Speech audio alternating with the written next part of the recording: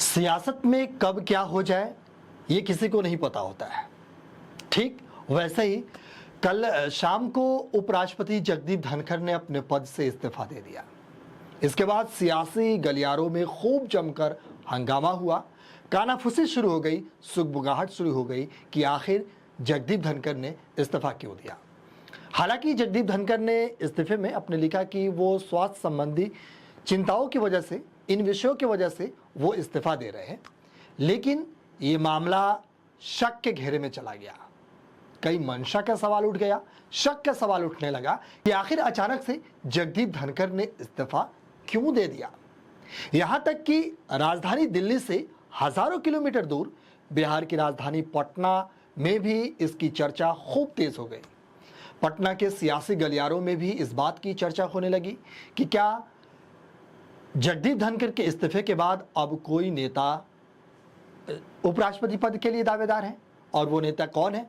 कहीं ना कहीं गाये बगाए में नीतीश कुमार के नाम पर भी चर्चा जोरों शोर से हो रही है।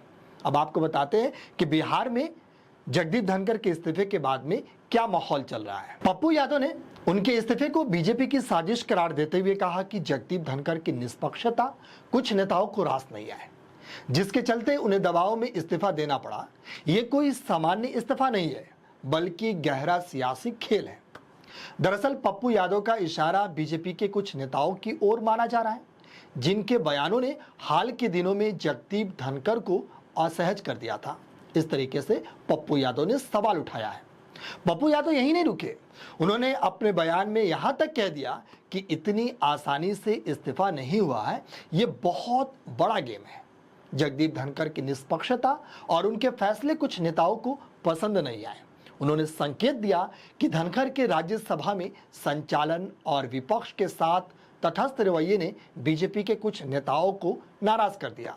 खास तौर पर शीर्ष नेतृत्व में शामिल एक नेता के बयान का जिक्र किया, जिसमें उन्होंने सदन में कहा था। अब कहीं ना कहीं वो शीर्ष नेता जेपी नड्डा की ओर इशारा कर रहे थे। मामला यही नहीं रुका, दूसरी ओर से विपक्ष इसे बीजेपी की आंतरिक सियासत और संवैधानिक पदों पर दबाव का उदाहरण बता रहा है। कांग्रेस नेता जयराम रमेश ने इसे अप्रत्याशित और समझ से परे बताया, जबकि कपिल सिब्बल ने गहरी साजिश की आशंका जताई। बीजेपी सांसद निशिकांत दुबे ने विपक्ष पर पाखंड का आरोप लगाते हुए कहा कि वे पहले धनखड़ को हटाने की मांग कर रहे थे और अब उनके स्वास्थ्य पर सवाल उठा रहे हैं।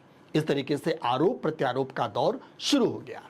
अब आपको बताते हैं कि धनखड़ न सिर्फ संवैधानिक पद के कारण, बल्कि अपने तीखे और बिना लाग लपेटे बयानों के कारण भी खूब चर्चा में रहे हैं।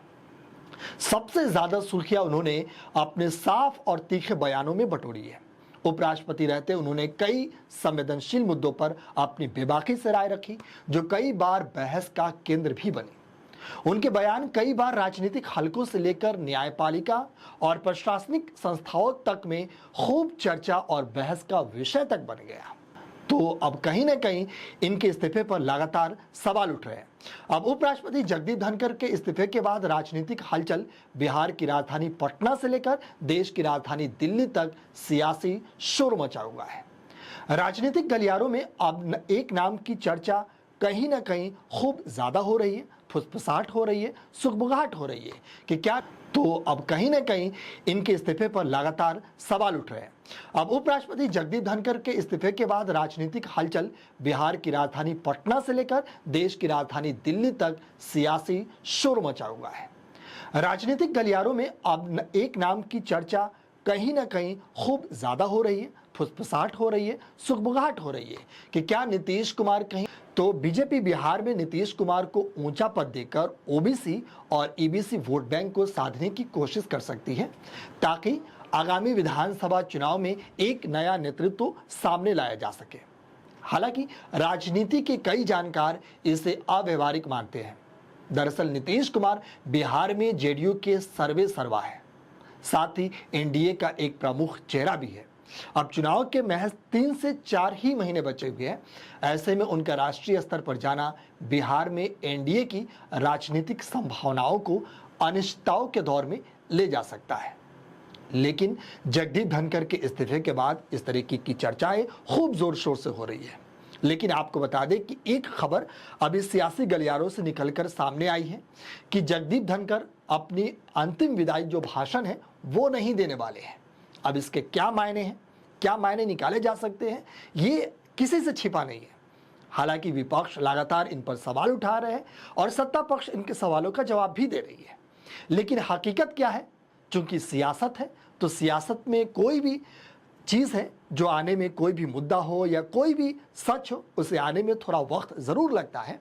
हालांकि आप इंतज़ार कीजिए कि हकीकत क्या है। लेकिन फिलहाल इस तरीके की चर्चा सोशल मीडिया से लेकर के आम जनता के बीच और नेताओं में चल रही है। अब हकीकत में क्या है ये तो वक्त बताएगा। अगर हमारा ये वीडियो अच्छा लगे तो हमारे इस वीडियो को लाइक करें।